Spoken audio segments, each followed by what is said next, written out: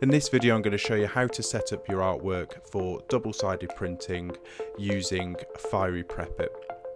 So here you'll see that I've got a double page PDF and I've just got two artboards with a similar artwork on each side. So they obviously have the same sizing, they're laid out in the same position, and that's it basically. So all we need to do is save this double page. Now you can do this another way as well, which you can work on your artwork separately and then use Adobe Acrobat to combine your file, and which is what I quite like to do as well. So once that's saved, your artwork will then look a little bit like this.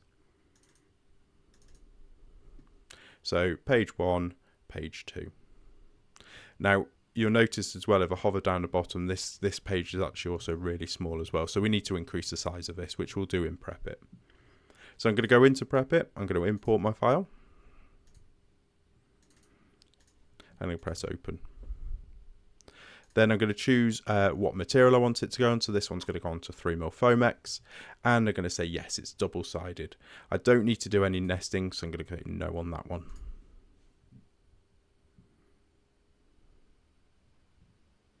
So now I'm going to double-click it. We can see it's double-sided as well because there's a little icon there that says double-sided.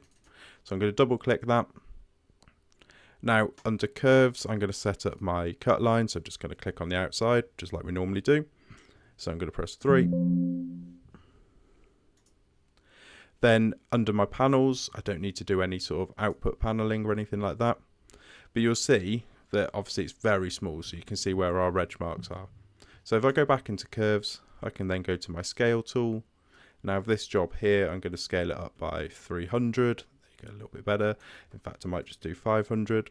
Press OK. Then I'm going to press OK to see everything's good. And then going to generate my file. Now I'm going to put it into our new base hot folder and press generate. That will then disappear, and it will also go into our history at the end of here. So I'm going to go on to my folders, my hot folders.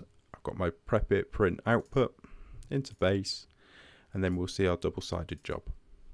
So we've got reg marks on the top one, and then no reg marks on the bottom one, and that will signify to us that the double-sided is set up perfectly.